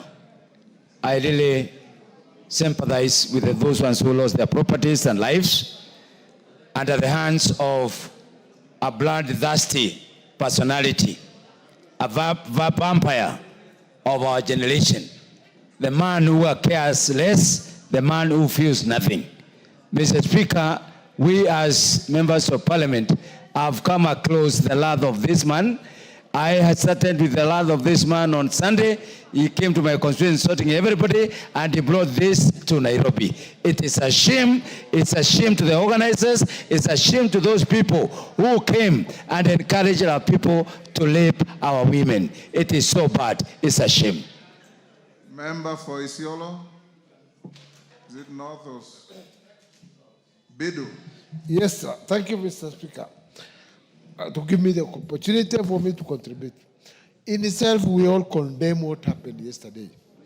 Goons cannot rule a country. Goons will only destroy a country. So whatever happened, if anybody has any issues, we don't condone goonism. And goons are in every form. Even in my county, there was a goon which was going on, up to the point of county assembly could not sit because goons were employed by the governor and he was stopping the members of the county assembly from sitting. So we should condemn goons in all forms so that we get safe in Kenya. Thank you, Mr. Chairman. Mr. Speaker, sorry. Tongoyo, Chairman, Security, I'll give you 2 minutes by virtue of yours. Thank you, Honorable Speaker, and I want to join the rest of us who have spoken to condemn what happened yesterday, Honorable Speaker. And Honorable Speaker, I should also want to really pass my condolences to the families who lost their loved one in yesterday's demonstration, Honorable Speaker. Honorable Speaker, from the very start, Honorable Speaker, what happened yesterday was not, Honorable Speaker, demonstration. There are riots. Honorable Speaker, as much as Article 37 talk clearly about the right of Kenyans to demonstrate, to picket, to assemble, it outlined the condition under which it has to take place. It says that it has to be peaceful, it has to be, the demonstrators has to be unarmed. And Honorable Speaker, what we saw is totally the opposite. The people who participated in the demonstration or in the riot, Honorable Speaker, they are armed. And the intention was very clear, Honorable Speaker. Honorable Speaker, what is so surprising, Honorable Speaker, is actually when, Honorable Speaker, you take keen look to what actually these people, the places they ban, the police station, the Ngao offices, the supermarket, you keep wondering what the intention was, Honorable Speaker. In fact, Honorable Speaker, I'm sorry to say, in one instance, I think it was in Kikuyu, these people raided the police station and they ran away with ammunition, box full of bullets, right? You keep wondering, Honorable Speaker, what were they up to? You just conclude, Honorable Speaker, these are the people who are outrightly out for a coup, a civilian coup, to overturn a legitimately elected government. Edith Nyenze, did you give him 2 minutes? Thank you. Thank you. You have done your 2 minutes. Thank you, Mr. Speaker, for giving me this opportunity. Edith, just hold. Yes. Wind up what you're saying. Honorable Speaker, as I finish, Honorable Speaker, I want really to commend the work done by our police officers, the very patriotic, dedicated officers who actually went beyond the call of duty to protect this country. Honorable Speaker, it's a moment we should be able to have a candid conversation to really, Honorable Speaker, come to our senses and able to protect this country because we don't have any other country to run to. We only have one country, Kenya, and we must safeguard it. And if it means for looking at our security laws, Honorable Speaker, we should actually do the same, Honorable Speaker. I support. Edith Nyenze. Thank you, Mr. Speaker. Let me take this opportunity to empathize with the families who lost their loved ones and also people who lost property and livelihoods. Mr. Speaker, let me say that as we condemn and see some people organize the strikes or the riots, let's also recognize that there is a problem in our country. How can our youth be so daring to even want to lose their lives? That means there is a lot of hopelessness. There is a lot of desperation. And this is the thing which we should actually be addressing. How can we help our Gen Zs? How can we help the young people? We should not continue condemning other people who do not have instruments of power. Who has the instrument of power? Because we can't keep on blaming other people who have no power, like we keep on... Member for Kwanza.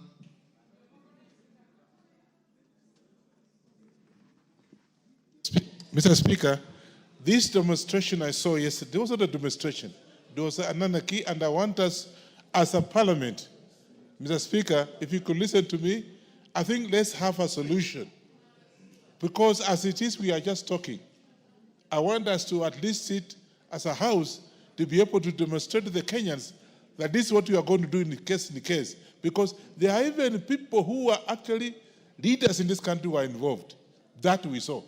So I would suggest, Mr. Speaker, that this House can form a team to be able to look at this and see how far we can go to condemn the whole thing and see what can be able to be done. Wakili Mureo.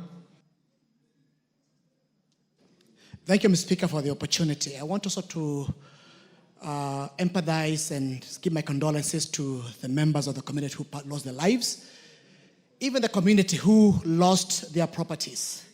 Mr. Speaker, as we talk about the riots and looting yesterday, there is one thing we are not focusing on. Why is the country angry? Why is the country angry? The country is angry because the youth do not have a job. The country is angry because there's overtaxation.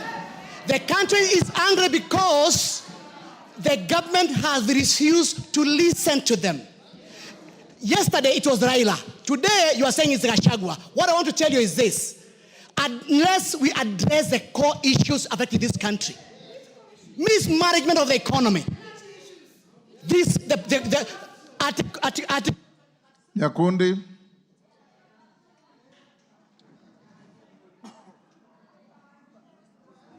Give Nyakundi. Thank you, Mr. Speaker, for also giving me this opportunity. Mr. Speaker, what we witnessed yesterday was pure anarchy. What we witnessed yesterday was looting, terrorism, someone who wanted to take this country to the goose. And as this House, we cannot accept, and the people of Kenya, to be taken to the goose by someone who was fired or who was impeached because of his bad manners. As a country, we sympathize with those who lost their loved ones. We sympathize for everyone who lost his property yesterday. But as this House, we must sit down and look on the solution towards the problem that we have as a country. Thank you, Mr. Speaker. Odanga Makoha. Thank you, Honorable Speaker. Honorable Speaker, I condole with the families that lost their loved ones, and also I pray for those who are sick, those who are maimed and injured to recover quickly. Honorable Speaker, we need a conversation. The young people who have spoken, they are speaking repeatedly. We need to listen to them. A conversation is very critical, Honorable Speaker. Thank you, Honorable. Zaire.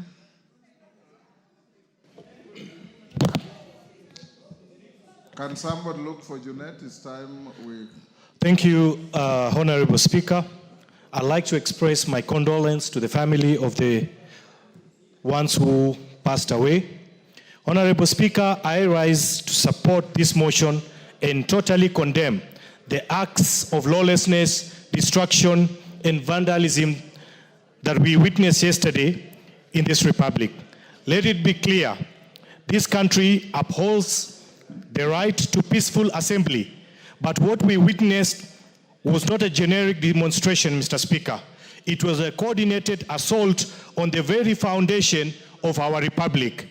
A coup attempt and more of a terrorist attack to this government by the Lord of Impunity, Rigathi Gachagua. Honorable Speaker, it is not enough to condemn. I request through you. Mama Nairobi. Thank you, Mr. Speaker. Mr. Speaker, as I pass condolences to all the families that have lost their loved ones and wish quick recovery for the ones that are in hospital, I would like to talk about the Law Society and the action that they need to focus on. Penal Code 137 says that any person who improperly and indecently interferes with or offers any indignity to a dead human body. And then there is also the Computer Misuse and Cyber Crimes Act, unauthorized publication of intimate and offensive images, even if true. Honorable Speaker, we're seeing a tendency of videos of the dead being taken and shared online, not caring about whether the parents of that dead person know or whether the parents of that dead person or the family members would want to see the bodies of their dead being displayed on social media. I feel that this is a breach of the law, and we should respect the dead, and we should, even if we take the videos, we should share them directly with the family, but not online to get... Lel Mengit. Thank you, Honorable Speaker. My heart goes to those families who lost their loved ones. And also, Honorable Speaker, I would like to condemn what happened yesterday. Honorable Speaker, those are not Gen Zs, and we are using this term Gen Zs wrongly. Those who are organized political or criminal gangs, Honorable Speaker. These are bitter people, these are vengeful people, these are desperate people who see death and blood as Christmas celebrations. Honorable Speaker, this has to be out in public, Honorable Speaker, that these are people who are bitter and who are angry for power, Honorable Speaker, who are organizing these demonstrations and destroying property and lives of people, Honorable Speaker. I want to urge and also condemn the police out there that you exercise powers according to the constitution of this country, and I want to condemn you for the restraint that you had yesterday, and I pray that... Condemn or comment? Yes, Kajwang TJ. Mr. Speaker, you need a state to enjoy your rights. Listen, everybody. You need a unified state to enjoy those rights. You need a stable country to enjoy those rights. Those rights you cannot enjoy if we are in a turmoil in a military state. The way we are going into Kenya, we are going into a military state. We are. Those people who cannot face the ballot and cannot get power through the ballot are taking us straight to the military dictatorship. And I can tell you, the shortest period of time a country has got out of military dictatorship is 15 years, 20 years actually. In fact, you will need the whole generation to wipe out the whole generation. Give him a minute. Just to finish a sentence. You will take a whole generation to come back to a democracy. So don't joke. Don't joke with this thing. If you want power, talk to your people from Mount Kenya and come to the ballot and take that power. But you cannot take us to a military dictatorship. Even when I, from Ruaraka, would go to the streets every day, I only went there because I wanted my democratic rights to enjoy. But I don't go there in a void, in a military state. Mr. Speaker, we need a country where we are ruled by the rule of law. I am ashamed. Two chief justices. In fact, I think I'm a better chief justice than some of those. Huh? Kahangara. Thank you, Mr. Speaker, for giving me the opportunity. Let me also pass my condolences to the families of those people who lost their lives last year and this year. And Mr. Speaker, let me say that Kenya is a democracy, a country that holds elections every 5 years, meaning that people have an opportunity to put in the government that they would want in place, and will not allow a government where people want to come through the back door. Mr. Speaker, let me speak for the police. Our police have really shown restraint. And as a country, if we want to move forward, how do you expect our police officers to be able to protect property when people are coming when they are armed and police are not able to take action? Mr. Speaker, I think this is an opportunity for us as a House where we should be able to sit, and if it means changing our laws so that we can be able to protect the people who are supposed to be protecting us as the police, we ensure that they are able to arrest, they are able to stop what was happening yesterday. Otherwise, when we... Thank you, Kahangara. Mover to reply. We gave 1.5 hours. We have exceeded by 5 minutes. Oh? Are you allowed to donate? You have 5 minutes to reply. No, you can donate. 10, Mr. Speaker, I have 10. You have 10 minutes. Yes. You can donate. 1 minute to Gogo. Order. 1 minute to Gogo.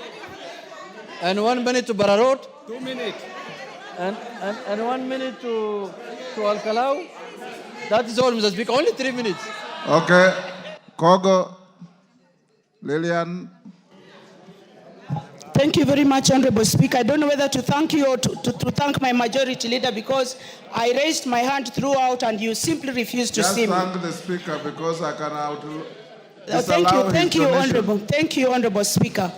My question is, as I condole with the people who lost their families, as I condole with the mothers who lost their loved ones, as I condole and empathize with the people and the women and the young people who lost their businesses, were these people going to State House or were they going to State House girls?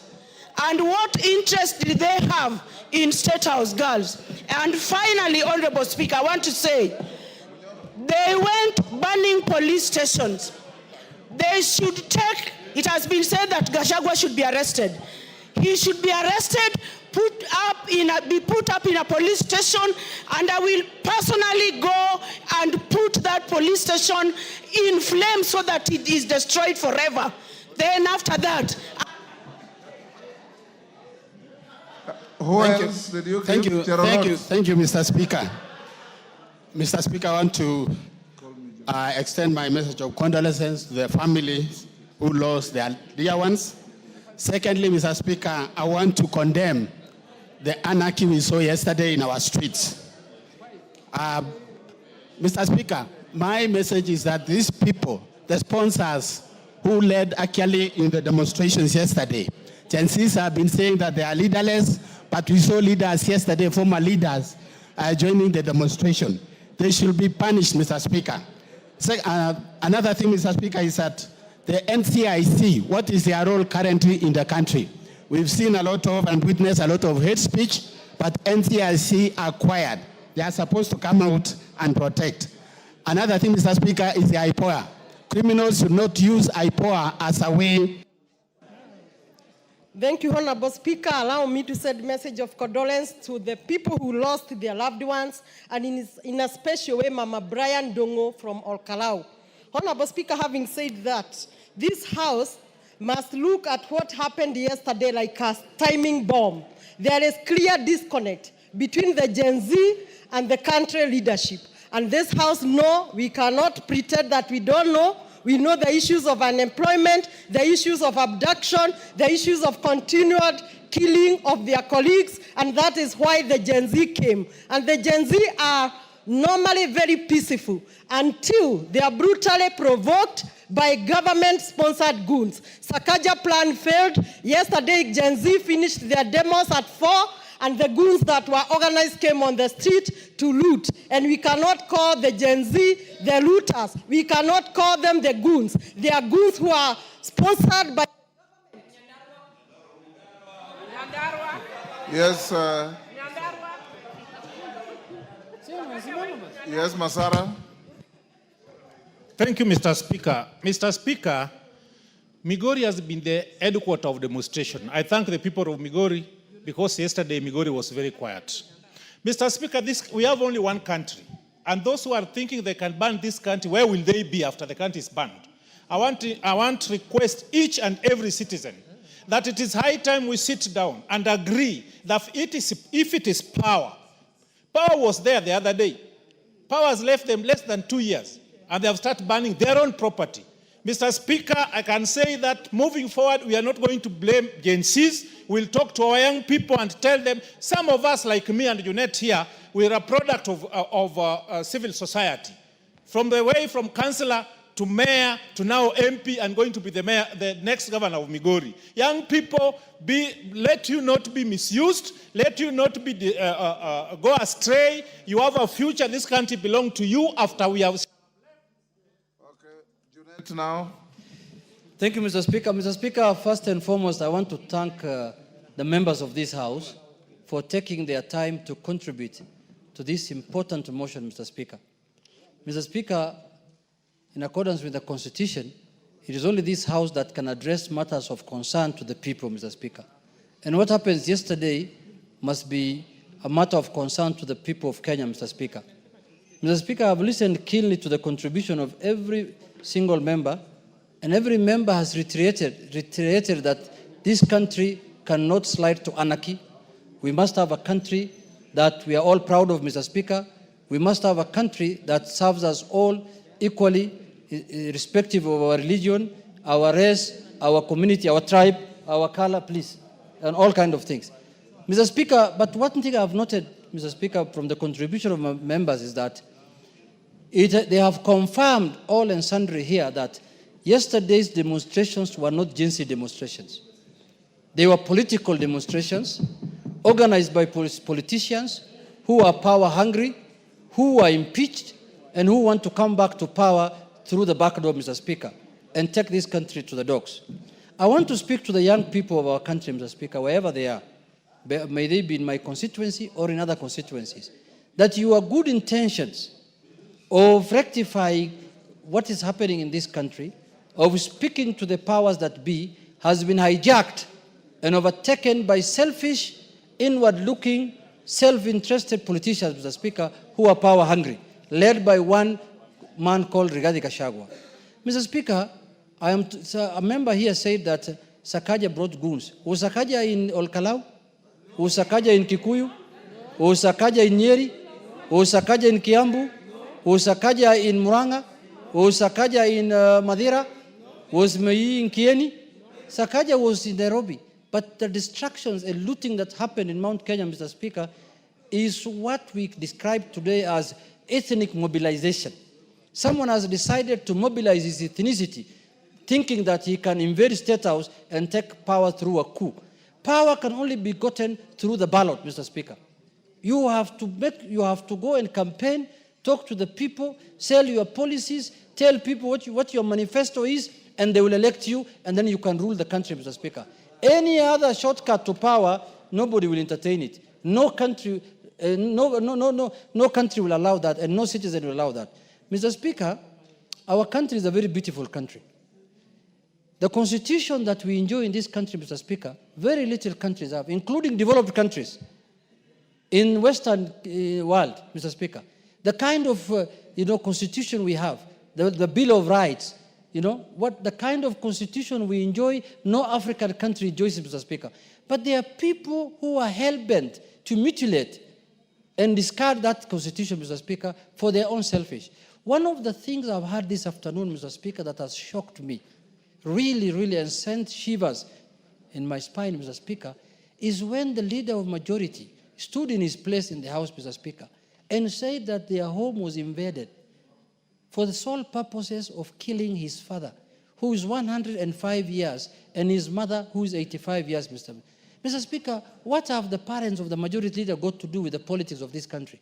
A man who has done everything he could do in this world. Mr. Speaker, he has even informed me privately here that one man had to be shot so that the thugs can run away, Mr. Speaker. And they have confirmed, I can say this on the floor of this House, that those thugs were organized and supervised by one man called Rigathi Gachagua, Mr. Speaker. What kind of inhumanity can that be, Mr. Speaker, that you want to attack the parents of a politician because you don't like that politician? You want to kill the parents of that politician. If that man can now think of killing the parents of the majority leader, Mr. Speaker, what do you think that man is going to do in 2027, Mr. Speaker? No wonder he said that 2027 will be a Christmas party. 2007 will be a Christmas party, Mr. Speaker. The member of parliament from Odaya has just told me now, Mr. Speaker, that he has lost one of his constituents yesterday. He has lost a constituent.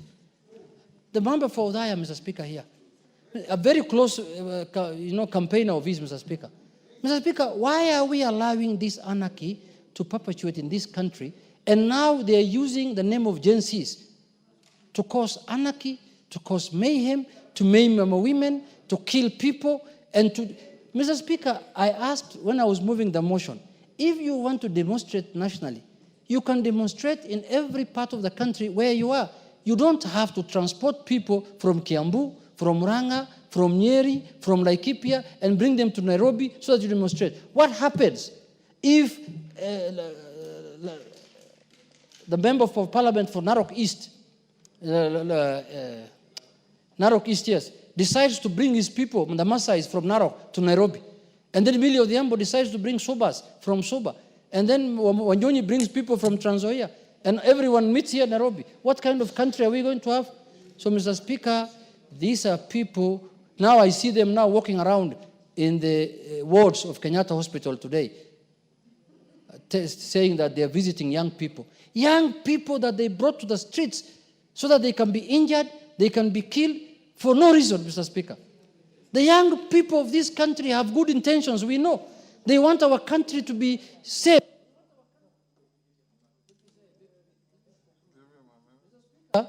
The young people of our country don't want what Gachagua is planning. They want a safe country, a country that they can be proud of when they get old, Mr. Speaker, and that is what we are going to do. All of us in this house were elected by Gen Zs. We never came here by ourselves. We were voted for by Gen Zs. We were voted for by women, by elderly, by every person. And we know what our constituents want. Mr. Speaker, with those few remarks, I beg to reply.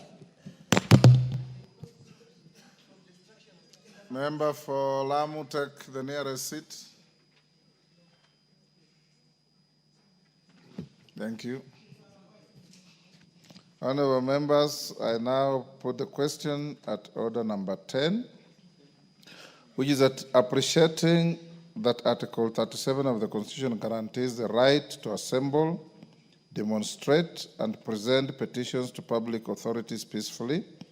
Further appreciating that on Wednesday, 25th June 2025, sections of the population participated in public demonstrations and protests in various parts of the country.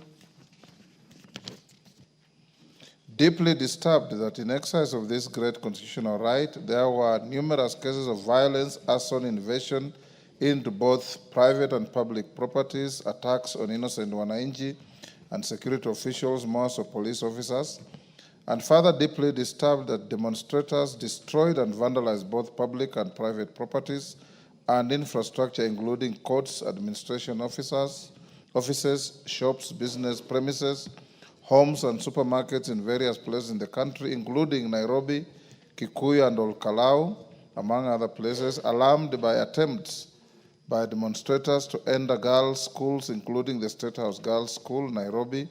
Now, therefore, this House, 1, condemns in the strongest terms the deliberate destruction of public and private property and infrastructure during demonstrations, including court records. 2, express grave concern over the repeated incidents of violence targeting civilians and public officers, including security personnel. 3, affirms and acknowledges the right of every citizen to demonstrate, protest, and express dissent, while emphasizing the need to protect livelihoods, and property. And 4, calls upon the Inspector General of Police and the Directorate of Criminal Investigations to immediately and expeditiously investigate the acts of lawlessness and bring to justice those found culpable, including current and former politicians who are involved in the planning, mobilization, financing, and incitement of mobs, goons, and criminals. As members of that opinion say aye. Those of the contrary opinion say nay. The ayes have it. Honorable members, as we go to the next order, I want to thank you for exhibiting maturity, decorum, and decency in debating a rather emotive issue. The events of yesterday should alarm all of you and all of us Kenyans that we need to speak to each other and make our country safe. This morning, the leadership of this House joined yours truly to meet a delegation from Nigeria, led by the majority leader of their parliament. They have come to Kenya to learn from us on how we engineered our new constitution. They have come to learn from us on how we are nurturing our democracy. What we saw yesterday is an antithesis of democracy. And we want to urge all of us, everybody included in the management of the affairs of the country, more so, we, the political class. It is wrong, it's unlawful, is unconstitutional and unacceptable. To hide and take advantage of the poverty of our people, to hire them and take them to the streets to suffer untold harm. There was looting and burning of property in Dagoretti up to 8 p.m. last night. Rongai, same thing. Assuming it was demonstrations, demonstrations have a timeline. You start in the morning at 10 and end by 5, 6.